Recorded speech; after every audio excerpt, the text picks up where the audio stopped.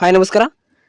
Second P U C ವಿದ್ಯಾರ್ಥಿಗಳಿಗೆ ಕರ್ನಾಟಕ ಶಾಲಾ ಪರೀಕ್ಷೆ ಮತ್ತು ಮೌಲ್ಯ ಮಂಡಳಿಯವರು ಅಧಿಕೃತವಾಗಿ 2026 ಮತ್ತು 27 ಸಾಲಿನ ಸೇಮಿಡಿದಂತೆ ಮಾಡಲ್ ಕ್ವೆಶ್ಚನ್ ಪೇಪರ್ ಅನ್ನ ಬಿಟ್ಟಿದ್ದು, ಸೊ ಈಗಾಗಲೇ ಒಟ್ಟು 10 ಪ್ರಶ್ನೆಗಳನ್ನ ಕೊಟ್ಟಿದ್ದಾರೆ.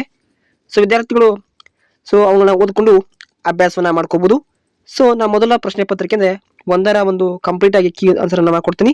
ಪ್ರಥಮ ಭಾಷೆ ಕನ್ನಡ.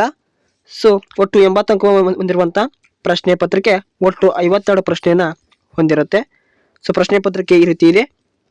ಸೊ ಅಲ್ಲಿ ಮೇನ್ ಸೆಕ್ಷನ್ ಕೊಟ್ಟಿರುವಂತಹ 10 MCQ ಕೊಟ್ಟಿದ್ದು, ಸೊ ಈ ಕೆಳಗಿನ ಪ್ರಶ್ನೆಗಳಿಗೆ ನೀಡಿರುವಂತಹ ಉತ್ತರಗಳಲ್ಲಿ ಸರಿಯಾದ ಉತ್ತರವನ್ನು ಆರಿಸಿ ಬರೆಯಿರಿ. ಮೊದಲನೇ ಪ್ರಶ್ನೆ, ರಾವಣನಿಗೆ ಯಾರ ಬಗ್ಗೆ ವೈರಾಗ್ಯ ಮೂಡಿತ್ತು ಅಂತ ಪ್ರಶ್ನೆನ ಕೇಳಿದ್ದು. ರೈಟ್ ಆನ್ಸರ್ ಸಿಇ, ಸೀತೆಯ ಬಗ್ಗೆ ವೈರಾಗ್ಯ ಮೂಡಿರುತ್ತೆ. ಇನ್ನು ಎರಡನೇ ಪ್ರಶ್ನೆ, ಗುರು ಹೇಗೆ ವರ್ತಿಸಬಾರದು ಅಂತ ಪ್ರಶ್ನೆನ ಕೇಳಿದ್ದು. ಆಪ್ಷನ್ ಇ ರೈಟ್ ಆನ್ಸರ್ ಇದೆ, ಲಘುವಾಗಿ ವರ್ತಿಸಬಾರದು.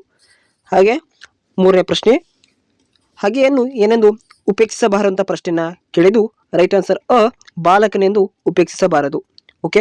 ಇನ್ನ ನಾಲ್ಕನೇ ಪ್ರಶ್ನೆ, ತನ್ನಿಂದ ಉಪಕಾರ ತೋಟಕವಾದರೂ ಇಲ್ಲ, ಭಿನ್ನಾನದ ಮಾತಿಗೆ ಕೊನೆ ಇಲ್ಲ ಎಂದು ಪುರಂದರದಾಸರು ಹೇಳಿರುವ ಮಾತಿನ ಭಾವವೆಂದರೆ ಅಂತ ಪ್ರಶ್ನೆ ಕೇಳಿದ್ದು. ರೈಟ್ ಆನ್ಸರ್ ಅ, ದುರ್ಜನರು ಉಪಕಾರ ಮಾಡಿದೆ ಭಿನ್ನಾನದ ಮಾತು ಮಾತಾಡ್ತಾರೆ ಅನ್ನೋ ಸಂಬಂಧಪಟ್ಟಂತ ರೈಟ್ ಆನ್ಸರ್ ಆಗಿರುತ್ತೆ. ಓಕೆನಾ. ಸೊ ನೆಕ್ಸ್ಟ್ ಐದನೇ ಪ್ರಶ್ನೆ, ಯಾವುದಕ್ಕೆ ಸೆಳವಿದೆ ಎಂದು ಕವಿ ಹೇಳುತ್ತಾರೆ. ರೈಟ್ ಆನ್ಸರ್ ಜೀವನದ ನಿಧಿಗೆ ಅನ್ನೋದು ಕರೆಕ್ಟ್ ಆಗಿರುತ್ತೆ. ಸೊ ಇನ್ನ ಆರನೇ ಪ್ರಶ್ನೆ, ಕೊನೆಗೆ ಬಸಲಿಂಗ ಯಾವುದರಿಂದ ಮುಕ್ತನಾಗಿದ್ದ ಅಂತ ಪ್ರಶ್ನೆ ಕೇಳಿದ್ದು. ರೈಟ್ ಆನ್ಸರ್ ಸುಳ್ಳುಗಳಿಂದ ರೈಟ್ ಆನ್ಸರ್ ಆಗಿರುತ್ತೆ. ಓಕೆ. ಇನ್ನು ಏಳನೇ ಪ್ರಶ್ನೆ, ಒಂದು ರಾಜ್ಯದ ಎಲ್ಲ ಸೌಲಭ್ಯಗಳನ್ನು ಬಳಸಿಕೊಂಡು ಬದುಕುವ ಜನ ಅಲ್ಲಿನ ಭಾಷೆಯನ್ನು ಬಳಸುವುದು ಅನಿವಾರ್ಯವಾಗುತ್ತದೆ ಎಂಬ ಹಮ ಮತ್ತು ನಾಯಕರ ಮಾತಿನ ಅಂಶವೆಂದರೆ ಅಂತ ಪ್ರಶ್ನೆನ ಕೇಳಿದ್ದಾರೆ. ಸೊ ರೈಟ್ ಆನ್ಸರ್ ಇರುತ್ತೆ, ಹೊರ ರಾಜ್ಯದಿಂದ ಬಂದು ನೆಲೆಸಿದವರು ಇಲ್ಲಿನ ಭಾಷೆಯನ್ನ ಕಲಿಬೇಕು ಆಗಿರುತ್ತೆ.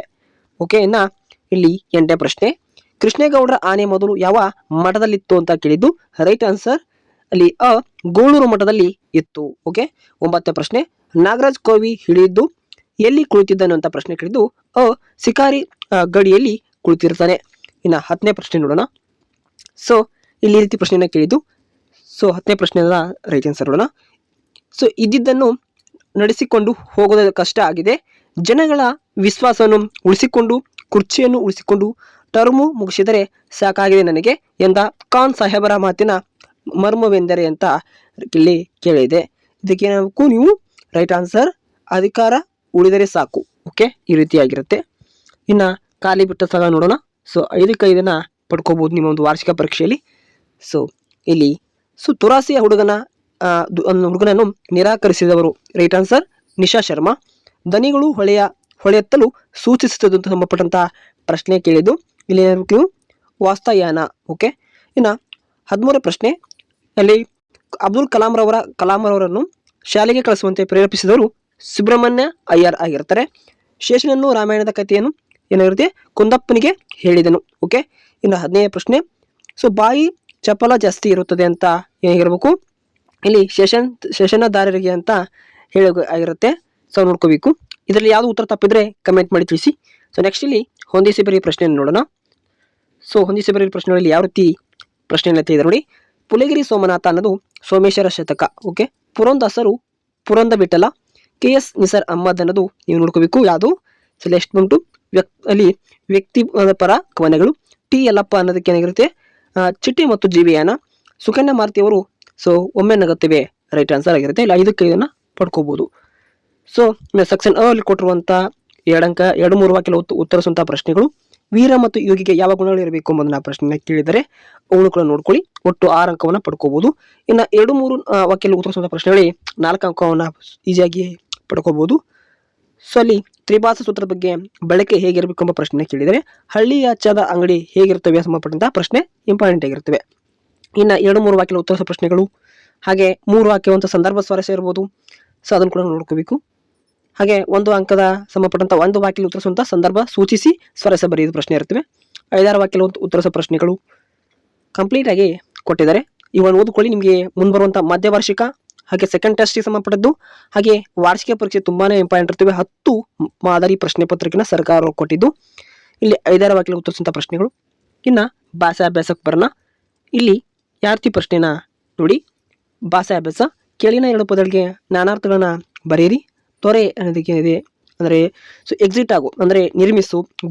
ಗುರುನಿಗೆ ಏನ್ ಬರುತ್ತೆ, ಬೇರೆ ಬೇರೆ ಪದ ಬರುತ್ತವೆ. ಶಿಕ್ಷಕ ಈ ರೀತಿ ಬರುತ್ತೆ. ಕಲಿ ಸಂಬಂಧಪಟ್ಟಂತ ನೀವು ಬರೀಬೇಕಾಗಿರುತ್ತೆ. ಹುಸಿ ನಿದ್ದೆ, ಸೊ ಹಂಗೆ ಈ ರೀತಿ ಬರೀಬೇಕು. ಗುಣವಾಚಕವನ್ನ ಬರೀಬೇಕಾಗಿದೆ. ಇನ್ನು ಧಾತು ರೂಪಗಳು, ಸೊ ನಿಂದ, ಓಕೆ, ನಿಂದರು ನಿಂದ, ಬಂದಿತು ಬಂದಿ, ಕುಣಿದನ ಕೇಳಿದು ಕುನಿ ಆಗಿರುತ್ತೆ.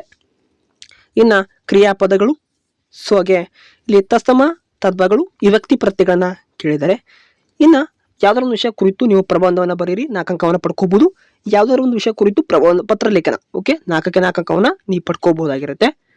ಸೊ ಇದಾಗಿತ್ತು ವಿದ್ಯಾರ್ಥಿಗಳೇ, ಮಾದರಿ ಪ್ರಶ್ನೆ ಪತ್ರಿಕೆ 1ರ ಕಂಪ್ಲೀಟ್ ಕೀ ಆನ್ಸರ್ ಅನ್ನ ಮಾಡಿಕೊಟ್ಟಿದ್ವಿ. ಇದರಲ್ಲಿ ಯಾವ್ದು ಉತ್ತರ ತಪ್ಪಿದ್ರೆ ನೀವು ಕಮೆಂಟ್ ಬಾಕ್ಸ್ ನಲ್ಲಿ ಅಬ್ಜೆಕ್ಷನ್ ಹಾಕಿ ನಮಗೆ ಮಾಹಿತಿನ ತಿಳಿಸಬಹುದು. ಮುಂದಿನ ತರಗತಿಯಲ್ಲಿ ಸೊ ಉಳಿದ ಸಬ್ಜೆಕ್ಟ್ ಸಂಬಂಧಪಟ್ಟಂತ ಒಟ್ಟು 9 ಮಾದರಿ ಪ್ರಶ್ನೆ ಪತ್ರಿಕೆಯನ್ನ ಕೀ ಉತ್ತರವನ್ನು ಮಾಡಿಕೊಡ್ತೀವಿ ಅಂತ ಹೇಳ್ತಾ ಸೊ ಇಂದಿನ ತರಗತಿನ ಇಲ್ಲಿಯೇ ಮುಗಿಸ್ತೀವಿ. Thank for watching.